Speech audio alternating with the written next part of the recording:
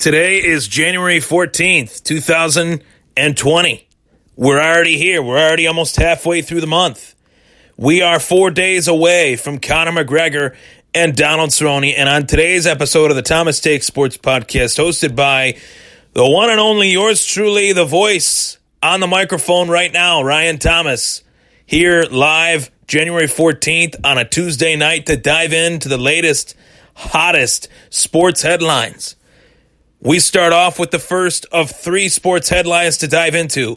What you can expect from today's show. The first storyline to break down, my thoughts on the Red Sox decision to part ways with now former Boston Red Sox manager Alex Cora, as well as my thoughts on Tom Brady possibly playing next season in another uniform other than that of the New England Patriots. And last but certainly not least, the grand finale tonight. My thoughts on who will win between Conor McGregor and Donald Cowboy Cerrone. Folks, do not miss this. This episode will be in three separate parts, three separate segments, so I can dedicate enough time to all three topics. So you guys don't have to skim through one episode. You can click one link, and you will expect to hear the subject matter on that one link. So let's get right to it. Let's get started. My favorite baseball team, the Boston Red Sox, a team that I have loved since I was a little tiny itty-bitty boy, baby boy. Boston Red Sox have provided me with some phenomenal memories. The Boston Red Sox have provided me with memories that are not just phenomenal, but memories that will last a lifetime. Watching the Boston Red Sox win the 2004 World Series with my grandfather. Watching the Boston Red Sox win the 2007 World Series with my grandfather. Watching the Boston Red Sox win the 2013 World Series without my grandfather physically here, but knowing that my grandfather was watching too. And last but not least, watching the Boston Red Sox win the 2018 World Series, knowing that my grandfather was not here physically, but here in spirit. I am thankful to be a Red Sox fan and to have lived through those four World Series championships, because the same can't be said for Boston Red Sox fans that were alive from 1912 to 2003. Fans that didn't get to see the Red Sox finally win it all in 2004 after an 86-year World Series drought, an 86-year quote-unquote curse. Times have been great for the city of Boston. You could call it Title Town. The Red Sox have won 4 World Series championships since 2004. The Patriots have won 6 Super Bowls since 2001. The Boston Bruins have won a couple cups, I believe. The Boston Celtics won 2 NBA championships. Times are pretty good. Times are very good. Well, I guess I could say times were good in Boston when talking about the Boston Red Sox. Right now, times are not so good. I will be the first to admit it. I hate to admit it. It pains me to say it, but times are not that great for Boston Red Sox fans right now. They are just not. They are very bad. And this situation, as we dive into it here, between the Houston Astros, Alex Cora being the bench coach of the Houston Astros in the 2017 World Series, champion Houston Astros, eventually champion Houston Astros, then leaving the Houston Astros, going back to where his career really had some shining moments in Boston, to be the manager of the Boston Red Sox, as a former player of the Red Sox, a former 2007 World Series champion, member of the Boston Red Sox. Alex Cora was looked at by Boston fans as a player that was destined to be a big league manager. By former teammates, by the Red Sox, they knew that this guy would eventually become a hot commodity as a manager candidate in the major leagues. They get him to come to take part. He came to take over. 2018, they win the World Series. And now, I will be the first to admit it, me, myself, and I, Ryan Thomas, on the Thomas Take Sports Podcast, no matter how you cut it, no matter how I wish I could cut it, I have to say this. This 2018 World Series will be viewed with an asterisk next to it.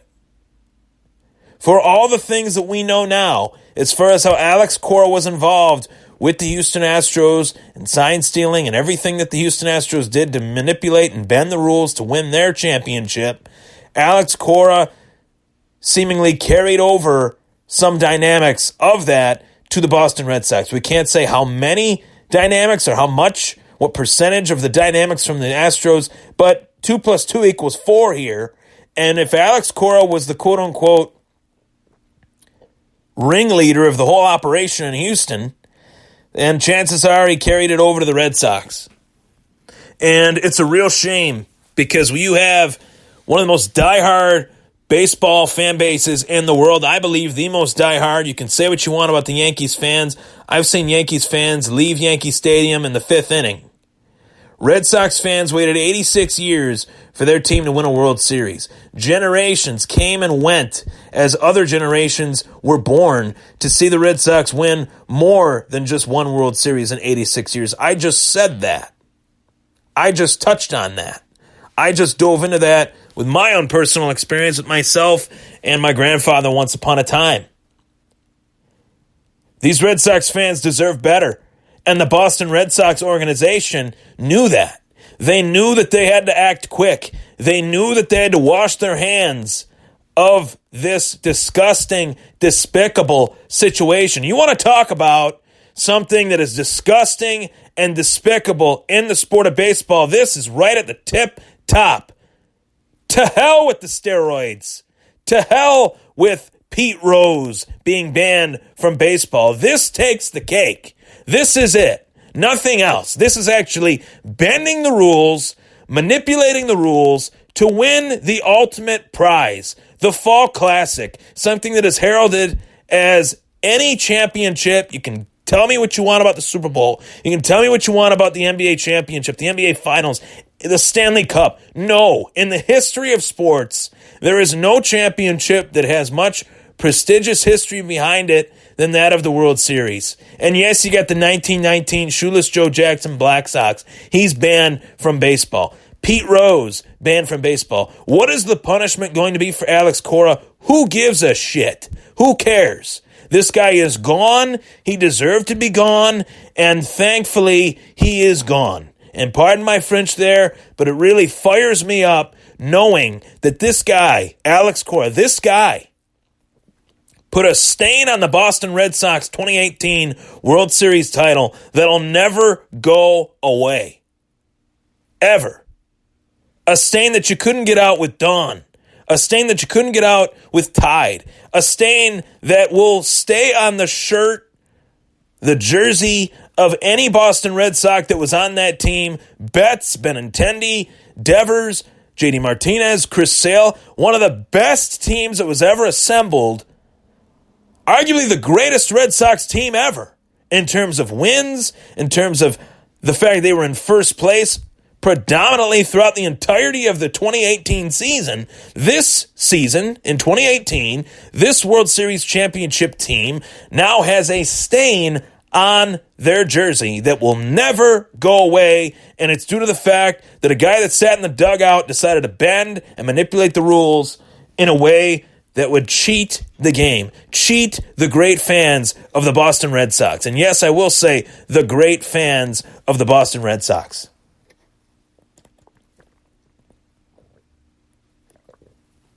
I'm fired up. I'm pissed off.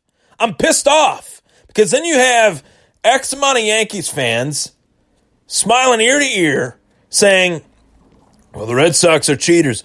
Look what the Red Sox did. Look what the Red Sox did. Look how they bent the rules. Look how they poked and prodded their way to a World Series title.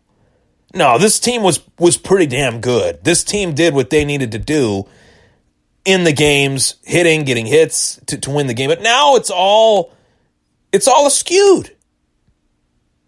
And I said something that I would be a complete hypocrite if I backtracked from it right now. I can't even put my fandom bias into it anymore. I said specifically the Houston Astros should be stripped of their 2017 World Series title. Now what? Now what do I have to say? Yeah, you guessed it. This should not have happened.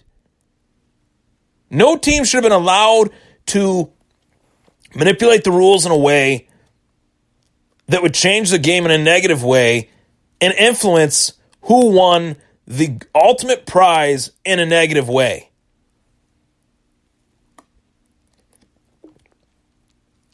The Red Sox, as is, the Red Sox have enough question marks heading into 2020. Oh my God, the Boston Red Sox have question marks. It's not even funny. I'll be the first to admit it. I'm not afraid to admit when my team has made mistakes. I'm not afraid to admit when the team that I root for needs to make moves. I'm not afraid to admit when my team makes mistakes.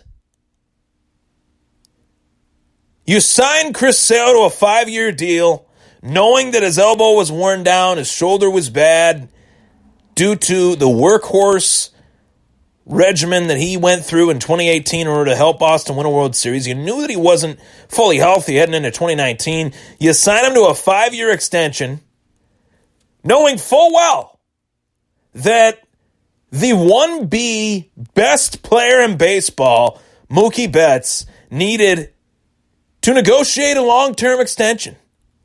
And I say 1B, you know it and I know it. Who is 1A? Mike Trout. But Mookie Betts did something that no player had ever done before or since. He won a World Series, an AL MVP, a Silver Slugger Award, and a Gold Glove all in one season.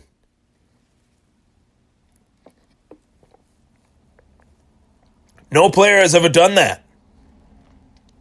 No player had ever done that in the history of baseball. Why don't we focus on that? Why don't we focus on extending that guy rather than going to arbitration and coming to a 1-year, $27 million deal with the 1B player in baseball? I'm not going to say that Mike Trout is the best, but I'll say he's 1A. He's 1A to Mookie Betts is 1B. I guess if that makes Mike Trout the best, then so be it. But I'm not gonna do that. I'm not gonna say, hey, Trout is far and away the best. No, it's close. It's real damn close. Betts is pretty close. Betts is as close to Mike Trout as you could possibly get. As close to Mike Trout as you could possibly get in terms of being one of the best players in the game. Now you got the Yankees getting better. You got the Yankees going out and getting Garrett Cole, as ridiculous as I thought that was. As far as the money that they gave Garrett Cole, yeah, I've talked about that at nauseum. I mean, not at nauseum, but I've touched on it. As far as the Yankees extending a 9-year deal for Garrett Cole, $36 million a year for Garrett Cole, really? $36 million a year for any starting pitcher in today's game, not named Nolan Ryan, really? Really?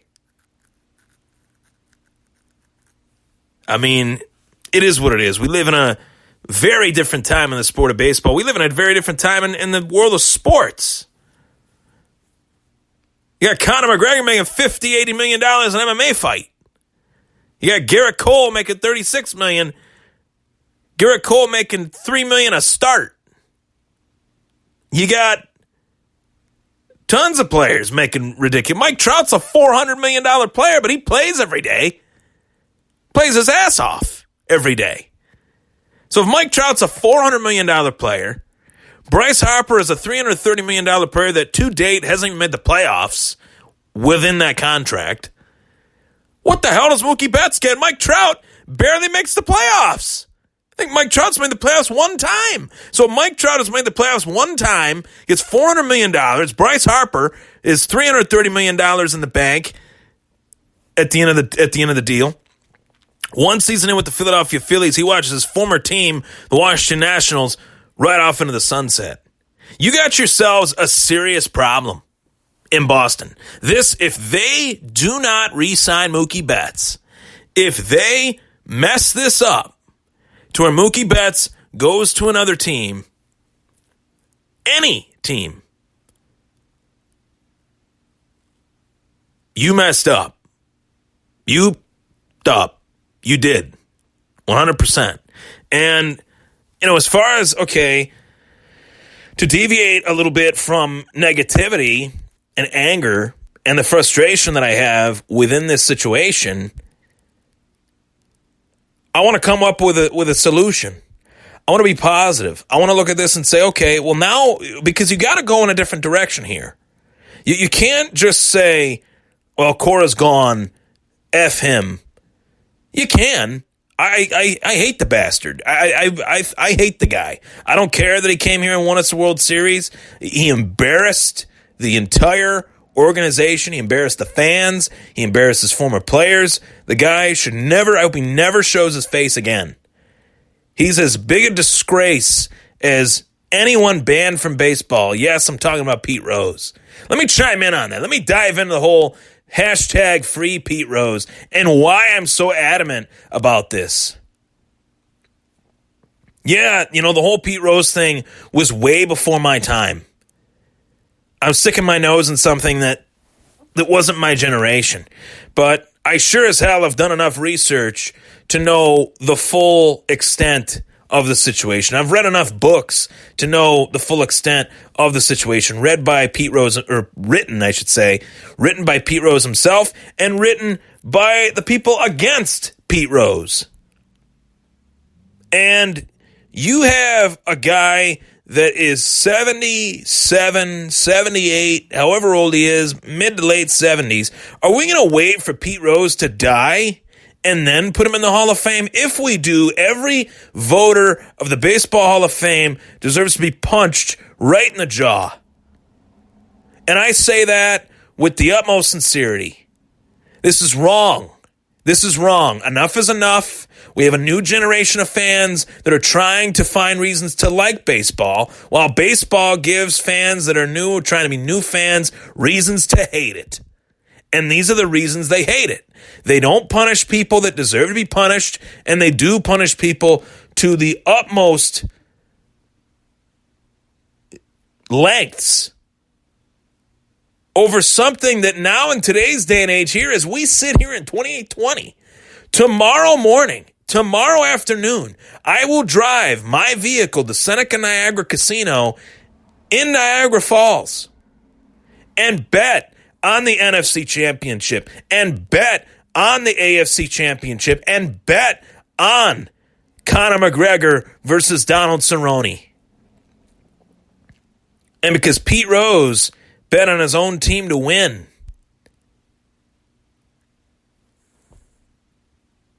he was banned from baseball.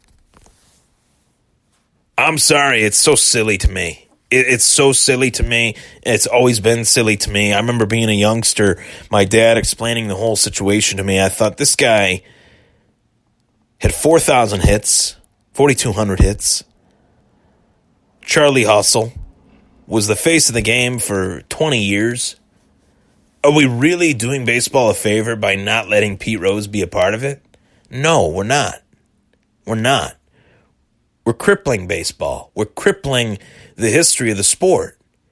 And in order to explain the history of baseball from start to finish in the 1950s, 60s, and 70s and 80s, you can't explain it without mentioning Pete Rose. So if you can't explain it in the storytelling of baseball without mentioning Pete Rose, why is he banned from the sport? And that's where I end with that. Getting back to the subject matter here, we have to come up with a solution as Red Sox fans. And there is a solution out there. It's a solution that I am all for it.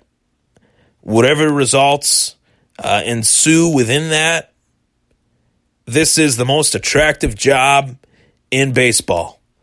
Despite the stench that it has on it left from Alex Cora, the Boston Red Sox are a prestigious organization in sports, a premier organization in sports, a destination organization in sports, in baseball. They're a staple of baseball. And I know there'll be a lot of managerial candidates that will want this job, will beg for this job. But there's one guy that has never managed an MLB game that I feel truly deserves this job far more than people realize. And the reasons I'm going to explain why have nothing to do essentially with his baseball acumen, which I think is pretty stout, and his resume doesn't lie. The guy caught more no-hitters than practically any catcher, I believe, at least in Red Sox history. The guy was a captain of the 04 Red Sox, of the 07 Red Sox, Jason Varitek. And before you guys roll your eyes and say, no, I don't think that's such a great idea, I say to you, why? I say to you, is the reason why you think Varitek wouldn't be a great big league manager is because he doesn't have experience? The last guy that they just fired for being an idiot and bending the rules and doing all that, could it be much worse than that? Could it be much worse than that? Is losing worse than that? No, it's not. I would rather have a guy that busts his hump, busts his tail to compete with a true result at hand, at stake. Win, lose, or draw. You only win and lose in baseball. There are no draws in baseball. Thank God for that. There's no ties. Rather have that guy. You give me that guy. Give me that guy. Give me the guy that is willing to win or lose truthfully, rather than the guy that is willing to disgrace the organization, his own name, and the sport of baseball. Jason Varitek is the Boston Red Sox for life. This guy hustled, played his tail off for this franchise, was a leader of this franchise, was a clubhouse magnet. Players loved playing with him. Coaches loved coaching him. They talked about how much of a smart player he was, how he'd make a great manager someday. The time is now. Jason Varitek, the fan approval rating of this hire should be no less than 100%. Every Boston Red Sox fan should accept that move. Now, if they go in another direction, I wouldn't be disappointed by it. But Jason Varitek is that guy that I think would really restore respectability within the Boston Red Sox organization. And furthermore, if you're talking about how would that move impact the rivalry of the Boston Red Sox, it would impact the rivalry immensely, greatly, in every which way, shape, and form. And there you have it. There you have it. They hire Jason Varitek. It reignites the Red Sox-Yankees rivalry in a new way. Jason Varitek went toe-to-toe with Alex Rodriguez. Jason Varitek would sure as hell never scoff at the chance to go toe-to-toe with Aaron Boone, lineup card for lineup card. And I think that every Red Sox fan would accept any other Red Sox member of those 04-07 teams as a member of that coaching staff, and it would be a fun situation. I'm not saying go out and get, Johnny Damon as a hitting coach and Big Papi as a hitting coach, or Johnny Damon as a second base coach or whatever. But I'm saying bring back some respectability that you've lost in 2 seasons, more than any other 2 seasons in Red Sox franchise history. And that says a lot, given that the franchise didn't win 86 years. For 86 years, they didn't win a World Series. They came damn well close. There's no doubt about that. 75 against the Reds. 2003. And last but certainly not least, 1986. Good God. Bill Buckner. I can't even... But bring back respectability to the Boston Red Sox. The only way you do that is you bring in a player that everybody loves. former player, turned into a manager, Jason Varitek. I know I'd play my ass off for that guy. I'm sure the rest of the team would as well. I'm Ryan Thomas. You're listening to part one of today's show, the Thomas Take Sports Podcast. You can check out the Thomas Take Sports Podcast live, usually live or live on Spreaker. Check it out live on Spreaker, or you can check it out after the fact on Apple Podcasts as well as Spotify. Like the Thomas Take Sports Podcast Facebook page. Haven't really been posting too much content on there lately, but I always like to interact with the fans, viewers, listeners. As well, you can follow me on Instagram, at Ryan Thomas Take. Follow me on Twitter, at Ryan Thomas Take. I greatly enjoy interacting with all of the football fans out there, baseball fans out there, sports fans out there. A lot to talk about tonight. On to the next segment of the show, my take on the entire Tom Brady situation with the New England Patriots. We'll be right back.